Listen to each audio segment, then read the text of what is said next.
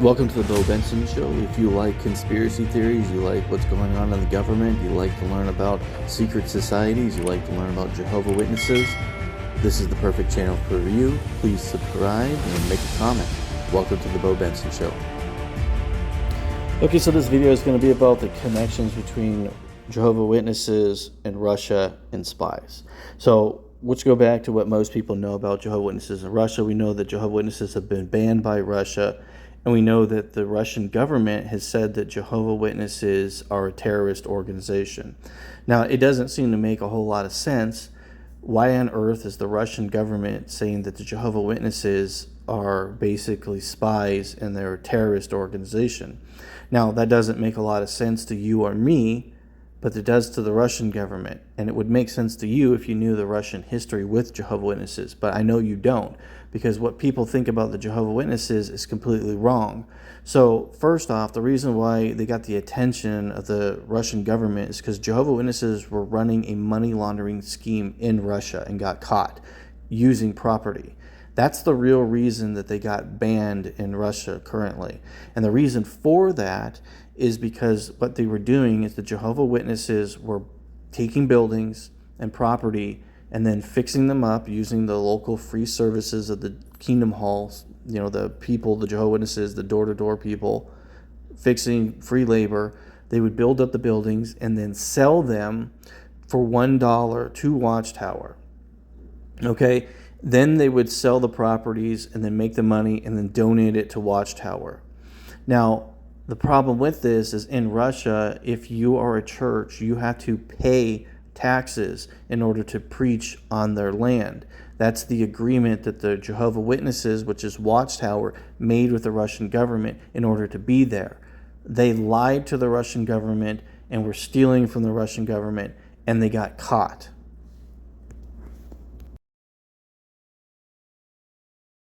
Now, I want you guys to think about this. Now, the Jehovah Witnesses are a Christian organization. What does the Bible say about this? The Bible verse says, "Give to Caesar that thing that are Caesar's, and give to God the things that are God's." Okay, appears in both Mark 12:17 and Matthew 22:21. So we know that Christians are supposed to respect the laws of the land when it comes to taxation. It's not like here in the United States where they don't pay taxes. It's the exact opposite, and they're supposed to be paying their fair share.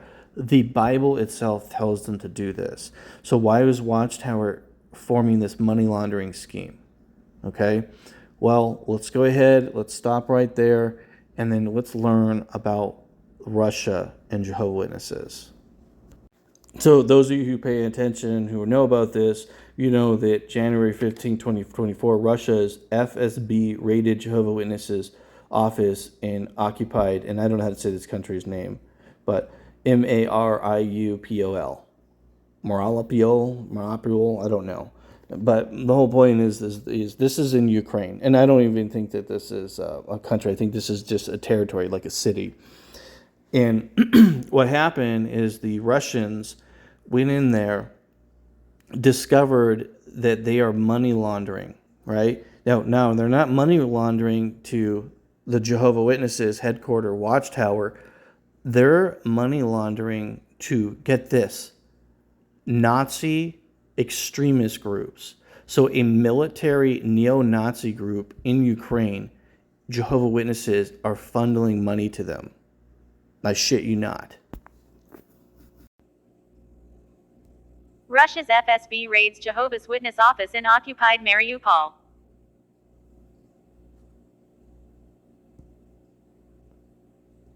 Agents from Russia's Federal Security Service (FSB) raided a Jehovah's Witnesses office in the occupied Ukrainian city of Mariupol, state media. The FSB and military counterintelligence have uncovered a location in Mariupol that was used by the Jehovah's Witnesses to promote extremist ideology, Zvezda, the Russian Defense Ministry's broadcaster.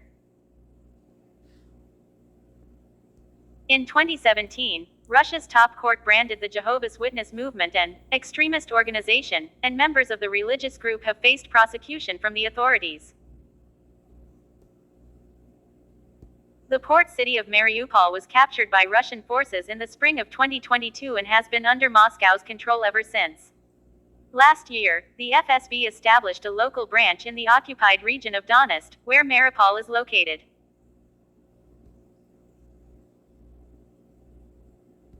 Video shared by Zvezda's channel on the Telegram messaging app showed uniformed officers confiscating stacks of books from an undisclosed building. Will there be peace without war? Reads one of the booklets in the video. The FSB said more than 20,000 copies of extremist literature were confiscated during the raid. That documents were also found, showing that the extremist organization Jehovah's Witnesses, which is banned in Russia, is involved in the financing of Ukrainian militants. An investigation was underway to identify those involved in the financing of Ukrainian neo-Nazis, RIA Novosti added. The Jehovah's Witnesses is a U.S.-based Christian evangelical movement set up in the late 19th century that advocates nonviolence. Now, we're going to listen to the response from the organization to Moscow. A message from the Moscow Times. We are facing unprecedented challenges. Russia's Prosecutor General's office has designated the Moscow Times as an undesirable organization, criminalizing our work and putting our staff at risk of prosecution. This follows our earlier unjust labeling as a foreign agent. These actions are direct attempts to silence independent journalism in Russia. The authorities claim our work discredits the decisions of the Russian leadership. We see things differently. We strive to provide accurate, unbiased reporting on Russia. We, the journalists of the Moscow Times, refuse to be silenced, but to continue our work. Your support, no matter how small, makes a world of difference. If you can, please support us monthly starting from just $2. It's quick to set up, and every contribution makes a significant impact. By supporting the Moscow Times, you're defending open, independent journalism in the face of repression. Thank you for standing with us. All right, so let's go ahead and take a look at all these different Jehovah's Witness articles. So there are a lot of things going on with the Jehovah's Witnesses being arrested in Russia, and they're being viewed as a criminal organization. And the perspective of the Jehovah's Witnesses is they're being jailed because they're basically preaching peace. That's what you're being told. Now, I'm going to show you some documentation that's going to prove that this is not accurate. But I want you to see some of these other Russian articles.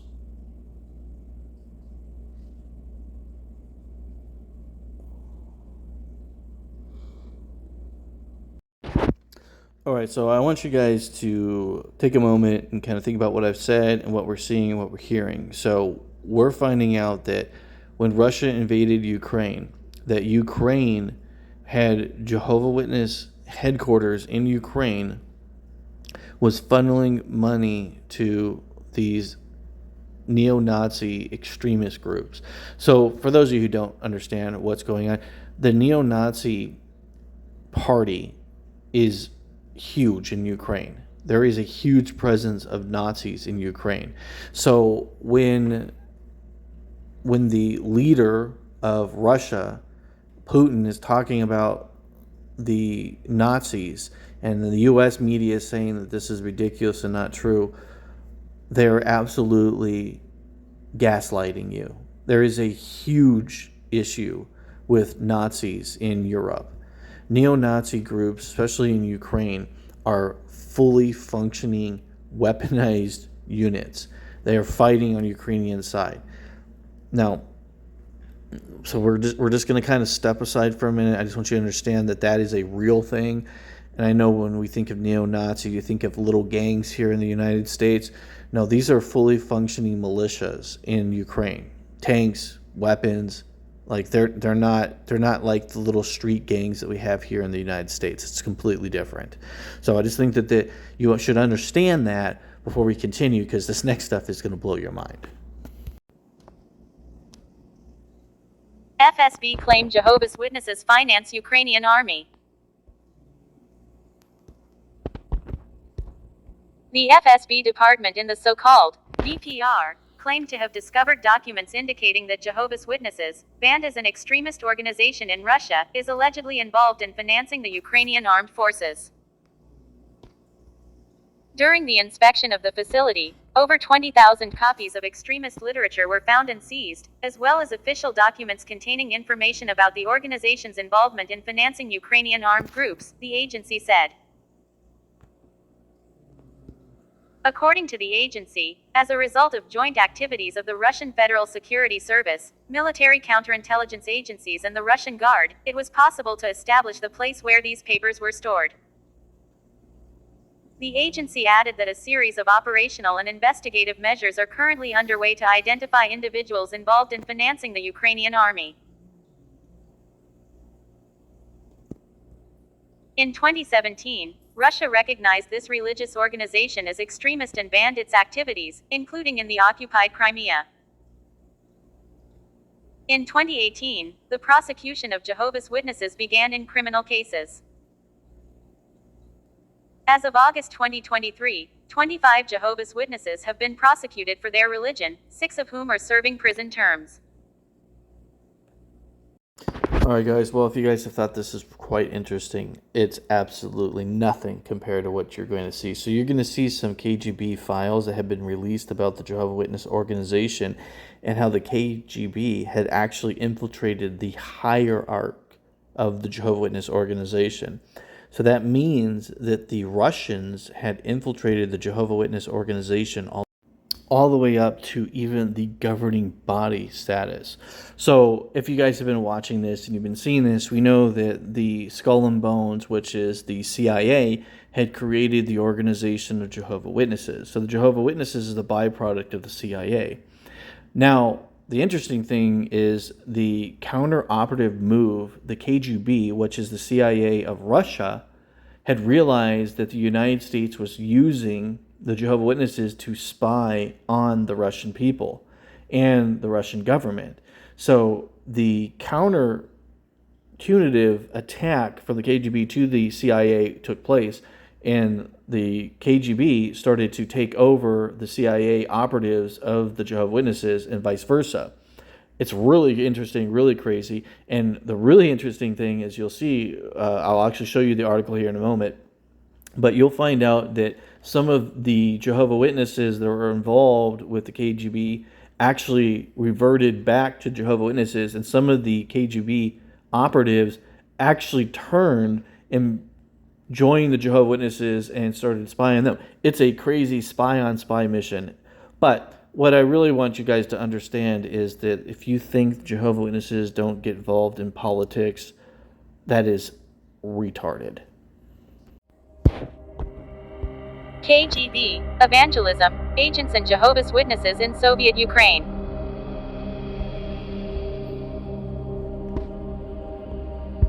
In the autumn of 1952, 2 Jehovah's Witnesses from Ukraine clandestinely met in Lviv in a safe house owned by a witness courier named Tatiana. They did not know each other. This was their first meeting since the 1951 deportation and wide-scale repression of Jehovah's Witnesses in western Ukraine. They met to discuss possible attempts to restore the Witness Underground network and to set up new leadership. The 2 witnesses did not know, however, that the place where they met was under KGB surveillance and that their host, Tatiana, was a KGB informer codenamed Anya. She reported on them a few days later. But there were 2 more reports informing on the same clandestine meeting. One of the 2 witnesses at the meeting was Agent Karpichenko. In his report, he informed on Tatiana and the other believer, whom he knew only as Jonadev from Heavenly Jerusalem. The 3rd report correspondingly was submitted by that same Jonadev and signed as Agent Vladko. 2.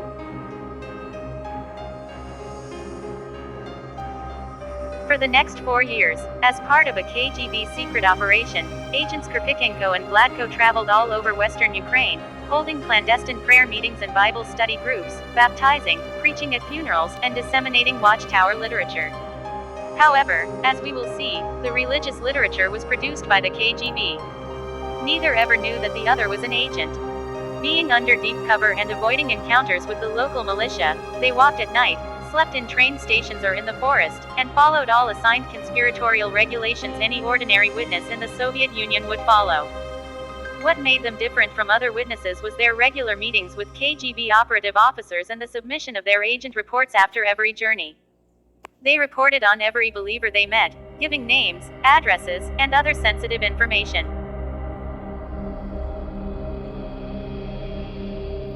Soon after World War II, the Soviet state launched a wholesale repression campaign against Jehovah's Witnesses in western Ukraine. There were a handful of witness communities in the Soviet Union prior to the war, despite persistent missionary attempts from abroad since the late 19th century. After the annexation of territories in 1939, however, the Soviet Union became home for over 6,000 witnesses, most of them located in eastern Galicia, Bulan, northern Bukovina, and Bessarabia, with smaller groups in Belarus and the Baltic region. The communities steadily grew, and by the end of the 1940s, there were about 8,000 witnesses, mainly peasant Ukrainians, Poles, and Romanians living in the countryside, running the most complex underground operations in the Soviet Union.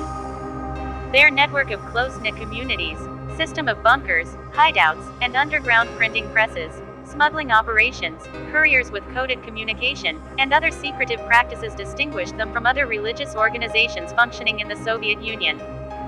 In the Soviet obsession with conspiracy, they were represented as stooges of American imperialism, despite the fact that witnesses were largely criticized as being un-American and unpatriotic in the mid-20th century United States. Witnesses living on the Ukrainian borderlands were often accused of being emissaries of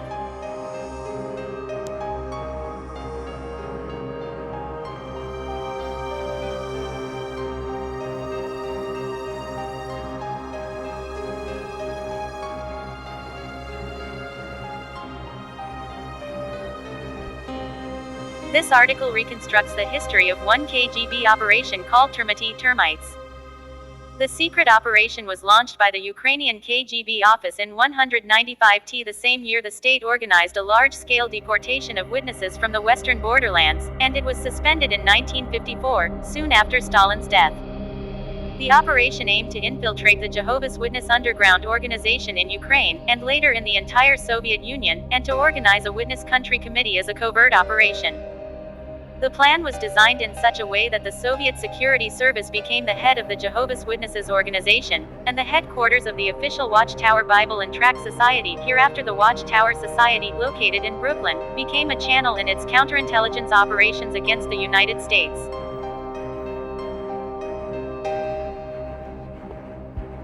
There were about 200 agents and informers working in the religious underground as part of the operation. Most of them were recruited from within the witness organization. This article attempts to reconstruct the file stories of some of them, focusing on the entanglements and ambiguities of collaboration and secret police surveillance in the Soviet era. Based on KGB archival materials recently opened in Ukraine, this study tells about the failures and unexpected side effects of the operation. A thick reading of the files reveals many layers of meaning. It unveils the unseen forms of agency that believers developed within the context of surveillance or while being forced to collaborate with the secret police, when the burden of collaboration was perceived as a religious experience, and when the KGB, ironically, became a platform upon which witnesses outlawed and repressed by the state restored their communication channels and rebuilt their communities. The boundaries between believers and agents were blurred and uncertain. Furthermore, as the story below shows, there was no clear line between religious dissent and the political center. While interfering with the internal life and the leadership of the Jehovah's Witness organization, the KGB in fact acted as a source of religious reproduction. It was the agent network that facilitated the redistribution of religious knowledge and its circulation between underground local communities when no other ways of communication were possible. The file stories below are the result of a meticulous deconstruction of several thousand pages of documents produced by the KGB in its work against the so-called Jehovah's underground in western Ukraine during the 1950s. The primary focus is a 5-volume top-secret letter-coded file titled Lekavy, Legendyrovano Krivo Bureau, Regional Bureau Covert Operation, kept nowadays in the Archive branch of the Security Service of Ukraine in Kyiv SVU Archive, the former KGB archive. In the reconstruction of this history, I also used documents from other collections in the SVU archive, such as files on the deportation of witnesses in 1951 Fond 42, fragments of surveillance files placed in annual reports in Fondi 1 and 2, group penal cases of repressed witnesses, both rehabilitated Fond 6 and non-rehabilitated Fond 5, secret directives Fond 9, and top secret KGB internal periodicals Fond 13. Despite the fact that the former KGB archives in Ukraine are almost fully declassified and open for researchers, there is not much left that relates to surveillance operations and agent networks, particularly in the Cold War period. The collection of agents' personal files was almost completely destroyed, first as a result of the mid-1960s reform, when most agents' files were replaced by the index card system, then as an outcome of the cleansing in 1990-91. The most important surveillance files, Agenturney della on groups and della formulary on individuals, were also destroyed around that time. The LKV letter-coded file was, luckily, preserved thanks to its placement in the collections of annual reports of the 4th Department that mainly dealt with the Ukrainian nationalist underground Fond 2.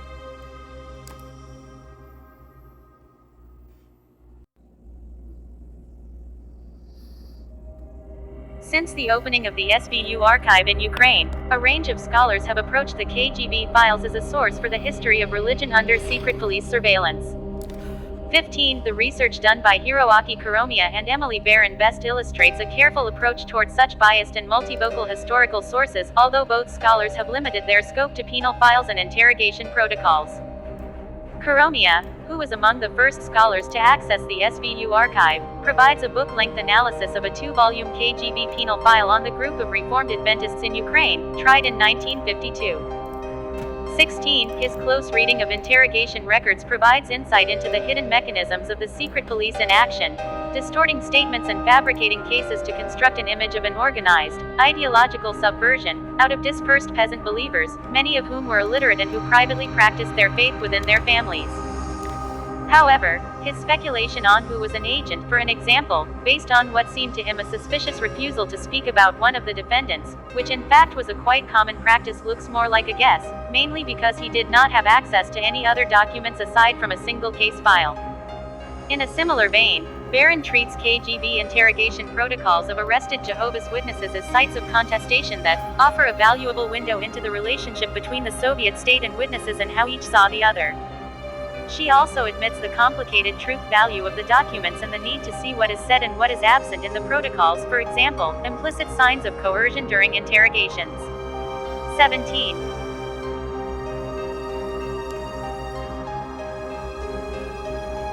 Paradoxically, in the context of a disintegrated witness underground network caused by deportation and mass arrests, severed communication channels with the society, and the absence of watchtower literature, the KGB became an alternative communication channel between the faith communities and a source of religious reproduction.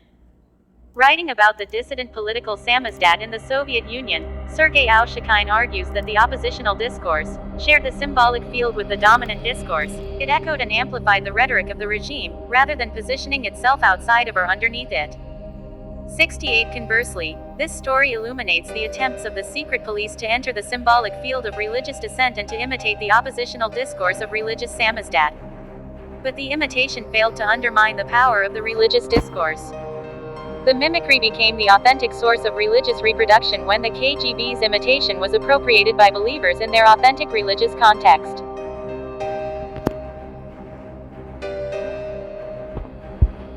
The later history of the Jehovah's Witnesses shows that neither KGB agent infiltration nor systematic state persecution of witnesses prevented the marginalized religion from surviving and steadily growing. Nor were they able to change the witnesses' fundamentalist theocratic stances. During their withdrawal into the underground in the Soviet period, witnesses developed multiple forms of challenge and adaptation to repression and control. Not losing their millennial apocalyptic views, they lived through the fall of the USSR, the legalization of their organization in the early 1990s, and its public resurgence in the post-Soviet era. Wow. I mean, can you imagine when I found this out, guys? Like, this is just absolutely insane. This is absolutely crazy. So let's take a moment. I'm going to speak freely to you all. about my thoughts on this, and then maybe if you would be so kind is in the comments, tell me what you think about all this. Okay, with that being said, let's talk about this. So let's talk about 1950 is about where this is happening. So we know from 1950 to what, 2019? Okay, this is the time period where most of this stuff is taking place. We know after the fall of the Soviet Union, we know that Watchtower, that means the New York branch in the United States of America, was infiltrated by Russia. So the KGB had put their spies in there and had gotten all the way up to the top. Some of their spies defected. Some of them were members who then went to the KGB, and others had defected, and some of them actually got brainwashed. Like, I mean, think about this. A KGB member is actually falling for the Jehovah's Witnesses. This shows you that number one, that the mind control techniques of the Jehovah's Witnesses is very sophisticated. If you can get KGB members to turn, that's something. Now, the other thing that's interesting is during these KGB infiltrations, they said that they had changed Jehovah's Witness doctrine. So that means that the Jehovah's Witness doctrine, which we have today, was modified by the was modified by Russians, and some of the belief systems of the Jehovah's Witnesses were installed by Russia. Wow, that's amazing. Now, the really, really, really crazy part about this that really gets to me is, think about this. Now, from what we've talked about, and you've seen the videos, I've talked about this, we know for a fact, that the organization of Jehovah's Witnesses was created by the same people who fund the CIA currently. Now, and those are a Masonic lodge, and that is the Skull and Bones. That is the backbone of the secret black ops units of the organization we know as the CIA currently now. So that means that the CIA was using Jehovah's Witnesses as a tool to spy on governments. Russia is one of them. Ukraine is another one. And the part that's really crazy is that Russia found this out, used counterintelligence, got into there, started spying on them through their own spies, and then eventually the CIA realized what was going on and then started removing those KGB assets. Because the end of the article says that for the most part, Jehovah's Witnesses doctrine was able to repair itself. So I started thinking about this, and I just want to throw this out there. I don't believe this to be the case, but I will have to say it is a possibility. So that means the satanic aspect of the Jehovah's Witnesses, it is possible that some of that or all of it could have been coming from the Russian spy part. Now, I have to admit that's a possibility, but the problem with that theory is if you go back to the satanic rituals and belief systems of the Frankfurts, those predate even the setting up of the CIA. So I will throw it out there that it's a possibility, but it's extremely unlikely. Most likely, the CIA was converting those Russian spies and then set up agencies inside Russia through them. So Russia probably did not do as much damage as this article says, in my opinion. And the reason I say that is the Russians allowing the Jehovah's Witnesses to come into their country knowing what they are, that they're a Frankfurt satanic cult, is really weird. And I don't really explain why, but I do have a theory of why they might have done this. I think through the eyes of the Russian people is that all religions, like, Catholics, Protestant, all that stuff, they all have a part of the United States working with them. And they probably deem the Jehovah's Witnesses no different. It's just kind of a necessity, and it's just something that they tolerate. And now I say that would explain why they had a flip. Because if they're tolerating it, they know what they are, and they're just kind of like, they're using them. They're not really that dangerous. They're just, gathering information like any other agency's doing. It's not that important. They just kind of let it go. But then when they found out, because we wouldn't know this if it wasn't for Russia fighting Ukraine right now and conquering some of their areas, because the headquarters of the Jehovah Witnesses in Ukraine was captured by the Russians, and they found that there is money laundering going to military forces. So that means the donations that are going from the Jehovah Witnesses are being funded into the war machine for Ukraine through that neo-Nazi military party. So the Jehovah Witnesses are financially supporting a neo-Nazi group. So we know that if information is accurate, that the Jehovah Witnesses are part of a neo-Nazi group. And if you know the history of the CIA, and there is a thing called Project Paperclip, we took, get this, Nazi officers, the SS, and brought them into the CIA. This is documentation. This is history. This is not a thought. This isn't made up. This is 100% fact. So that makes 100% sense when you think about it. So if the Project Paperclip brought the SS soldiers after the destruction of Nazi Germany, the CIA we have now is run by these Nazis who are actually Satanists. And then you're finding out that Ukraine, because Ukraine is one of the most corrupt places on the face of the planet. Ukraine is one of the largest human trafficking places on the planet. They're as bad, if not worse, than Mexico. So when you think about that, and you realize that, and you realize that there's a huge Nazi presence, there's a huge human trafficking presence, and a lot of people don't know this, is there was a lot of kids went missing in Ukraine before the war, was actually stealing and enslaving and doing child prostitution of Russian children. And that is another thing that has come out that they have talked about, that the Russians have accused Ukrainians of. And this has been happening for a long time. And if you look at some of the old documentaries from BBC and stuff, they talked about this, and this was a really common thing that Ukrainians would do to people, is Ukrainians would convince Russians and other countries and China and other people to come to their country, and that they would get work, and then they would force them into prostitution. This is really, really common in Ukraine.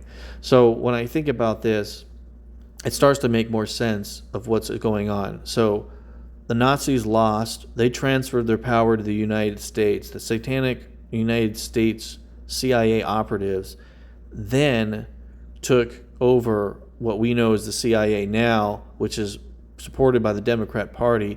And that would be why they are freaking out about what's going on with Russia, is because you can connect the Democrat Party, Watchtower's board of directors, and the CIA to this Nazi party group through these chains.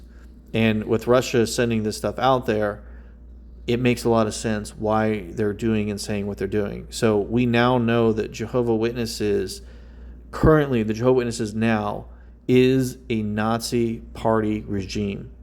This is absolutely fucking amazing.